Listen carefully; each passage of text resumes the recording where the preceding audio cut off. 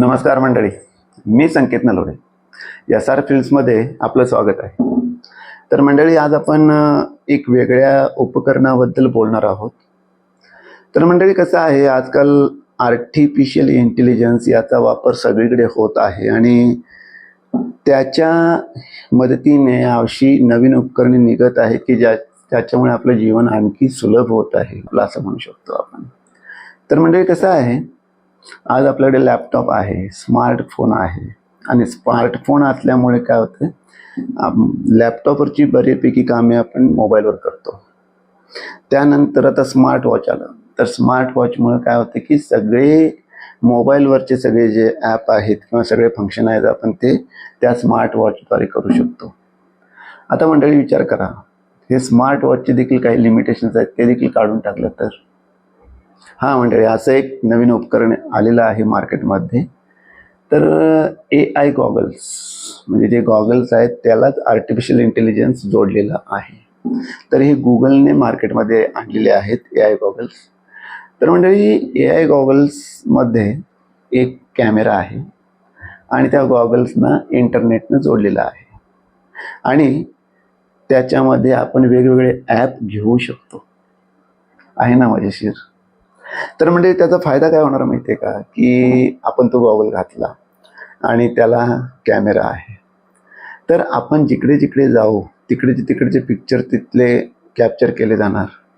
पुन्हा वेगवेगळे ॲप जे आहेत, आता त्याचे ॲप जे आहेत, आता समजा आपलं स्ट्रेस लेवल मॅनेजमेंटचं ॲप घेतलं तर ते गॉगल घातल्या ते आपलं मॅनेज करणं, म्हणजे आपल्या बॉडीला चेक करणार तिथून की बाबा आपले हार्टबीट्स कसे चाललेले आहेत, ब्लड फ्लो कसं चाललेलं आहे, आपलं सगळं BP कशी चाललेली आहे आणि त्याच्यानुसार की बाबा आपली स्ट्रेस लेवल काय आहे, जादा आहे का कमी आहे. पुन्हा आपण कुणाशी कसं बोलतोय, कोणत्या गोष्टीला कसं रिॲक्ट करतोय, त्यावरून ते आपला मूड ओळखणार आहे आणि आपल्या भावना समजून घेणार आहे. तर असे कोणताही ॲपमध्ये आपण त्याच्यामध्ये घालू शकणार आहे त्या गॉगलमध्ये आणि त्याचा वापर करणार आहे. तर मंडळी, ज्याच्यामध्ये आता पुढचं झालं की आपण ते AI गॉगल घातला आणि आपण निघालो, तर ते इंटरनेटशी कनेक्टेड आहे. तर ते आता आपला अभ्यास करायला सुरू करणार. आपण कोणाशी कसं बोलतोय किंवा कोणत्या गोष्टीला कसं रिॲक्ट करतोय किंवा कोणत्या वेळी आपल्या मनामध्ये काय विचार सुरू आहेत, ते झाल्यानंतर आपण एखाद्या ठिकाणी गेलो, एखाद्या व्यक्तीला भेटलो, तर त्याचा फोटो ते कॅप्चर करून ठेवणार की बाबा या तारखेला, या दिवशी, या टायमिंगला हा माणूस याला भेटला, या माणसाचं नाव असं आहे आणि त्याचा डेटा तिकडे इंटरनेटवर ऑलरेडी असणार आहे, त्याच्यातून त्याला डेटा तो मिळणार आहे. तर हे झालं. तर याचा उपयोग अजून कसा होणार आहे? तर मंडळी, AI गॉगल घातल्यानंतर ते आपल्या बॉडीला पूर्ण चेक करणार, आपला मूड त्याला कळणार आहे, आपल्या भावना त्याला कळणार आहेत, आपण कुठल्या टाईपचं माणूस आहे ते कळणार आहे आणि त्याप्रमाणे ते आपल्याला सेवा देणार. दुसरी गोष्ट, आता तो गॉगल घातल्यानंतर तो आपला वयाचा अंदाज घेणार किंवा त्याला वय आपलं कळणार आणि वय आणि आपल्या भावना हे कळल्यानंतर आपला एक बिहेवियर पॅटर्न त्याला मिळणार. त्याप्रमाणे ते यूट्यूबवरून एखादा व्हिडिओ आपल्याला ऐकायचा असेल किंवा ऐकवायचा असेल तर त्या रिलेटेड व्हिडिओ ते आपल्याला दाखवणार. पुन्हा जर AI गॉगल घातलेला मुलगा, त्याचं वय जर 18 वर्षाच्या खाली असेल तर त्याला ॲडल्ट जे दाखवायला नको तशी व्हिडिओ ते दाखवणार नाही, ते स्वतःच मॅनेज करणार. दुसरी गोष्ट, आता आपण विचार करा, गाडी चालवलं आहे, तर गाडी चालवताना झोप येणं एक होतं की बाबा ब्रेन हिप्नॉसिस होतो आणि झोप लागते, तर ते देखील झोप लागू न द्यायची सोय देखील ते करणार आहे. ते सांगणार तुला बाबा झोप तुला लागत आहे, जरासं उठ, फ्रेश हो. आता आपण ऑफिसबद्दल बोलूया. ऑफिसमधून आपण बाहेर गेलेलो आहे, तर आपलं ऑफिसचं जे ईमेल आहे ते कॅप्चर त्याला, म्हणजे ते ॲक्सेस होणार आहे. त्यामुळे ते सांगणार बाबा हे ठीक आहे, इथं हा मेसेज आलेला आहे, हा असाचा ईमेल आलेला आहे, या माणसाकडून किंवा या ऑफिसर्सकडून असाचा मेसेज आलेला आहे, तर त्याला काय करायचं. मग तुम्ही त्याला तिथे डिक्टेट करणार, बाबा असाचा मेसेज त्याला पाठवायचा आहे, तर ते स्वतः ईमेल टाईप करणार, तुम्हाला दाखवणार बाबा असाचा ईमेल पाठवू का, तर पाठवू, तर ते ॲटोमॅटिक पाठवणार आहे स्वतः. तर हे झाला प्रश्न. ते झाल्यानंतर आता आपलं काय होतं, आपण बाहेरच्या कंट्रीमध्ये गेलो किंवा दुसऱ्या माणसाला भेटलो, दुसऱ्या परराज्यातल्या, म्हणजे ज्याला आपली भाषा येत नाही किंवा आपल्याला त्याची भाषा येत नाही, अशा ठिकाणी आपलं कम्युनिकेशनचा प्रॉब्लेम येतो.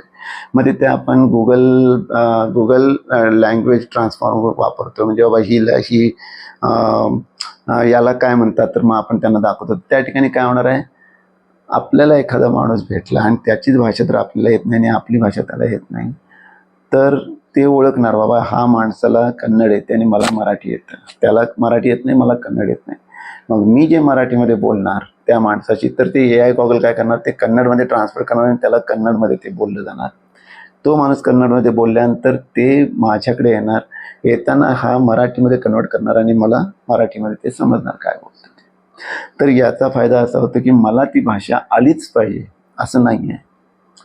ते झालं. ते झाल्यानंतर एखाद्या व्यक्तीला आपण खूप खूप वर्षांनी भेटलो आणि आपल्याला आठवत नाही त्या माणसाचं नाव काय, आपण त्याला कधी भेटलो आणि त्यावेळी काय बोलणं झाले, तर हे सगळं त्या गॉगलच्या AI गॉगलच्या डेटामधून ते काढणार बाहेर आणि ते सांगणार की हा या व्यक्तीचं नाव असं असं आहे, त्याला आपण इतक्या वर्षांनी, इतक्या दिवसांनी, इतक्या महिन्याने भेटतोय, त्याच्याशी असं असं बोललो होतो, तो असा करतोय आणि तुमचं या लेवलला बोलणं झालं होतं. तर हा त्याच्यातून तो डेटा आपल्याला मिळणार आहे.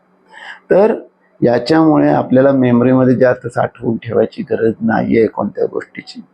तर असं होणार आहे, म्हणजे हे AI गॉगल आपल्याला त्या लेवलला मदत करणार आहे.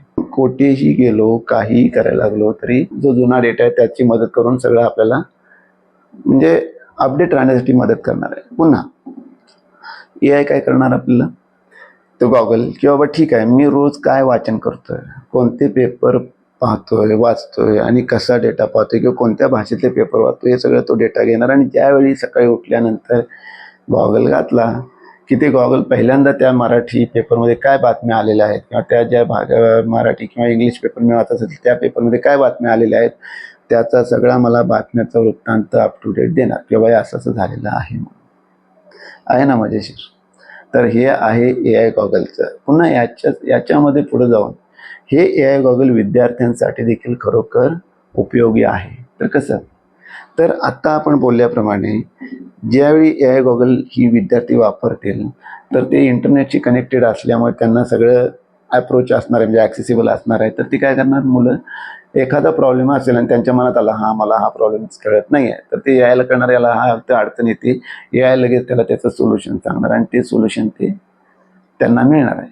म्हणजे त्यांना कोणाची गरज नाही आहे. आणि AI गॉगल म्हणजे एक आपला सपोर्टरच म्हणूया ना, कारण का आपलं आता Gmap वापरताना आपल्याला मोबाईलवर स्मार्टफोनवर आपण वापरतो किंवा गाडीमध्ये वापरतो, मग गाडी चालवायची आणि ते बघायचं, दोन्ही एकदम बघायची लागतं आणि ते बघून मग आपण ठरवतो. तिथं सांगतात ॲलेक्सा सांगते इकडे वळा तिकडे वळा, ते ॲलेक्साच त्या गॉगलमध्ये असणार आहे. जे गॉगल AI गॉगलच आपल्याला सांगणार आहे, हां चला आता लेफ्ट घ्या, आता राईट घ्या, नाही इकडे ट्रॅफिक जाम आहे, तुम्ही तिकडून गाडी घ्या, तिकडून गाडी घेतलेलं बरं पडणार आहे कारण का तिथं असं झालेलं आहे, हे असं. म्हणजे अप टू डेट सगळ्या गोष्टींची माहिती आपल्याला त्या AI गॉगल्समुळे मिळणार आहे. म्हणजे AI गॉगल्स एक आपल्याला चालता फिरता आपला मित्र राहणार आहे, जो न थकणारा आणि आपल्याला कधीही त्रास न देणारा असणार आहे.